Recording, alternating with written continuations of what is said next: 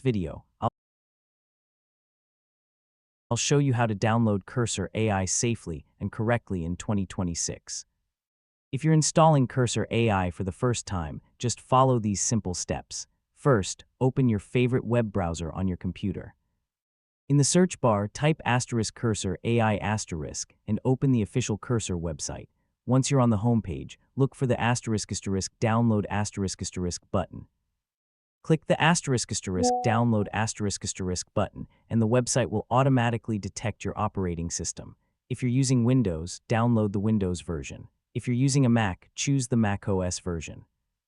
Make sure you download Cursor AI only from the official website to avoid fake or unsafe files. After clicking the download button, the installer file will begin downloading. Depending on your internet speed, this may take a few seconds or a few minutes. You can check the download progress in your browser or Downloads folder. Once the file has finished downloading, locate it in your Downloads folder. If the file is there, your download was successful. You don't need to extract or modify anything. The installer is ready to use. If the download doesn't start, refresh the web page and try again. Also, make sure your internet connection is stable and that your browser isn't blocking the download.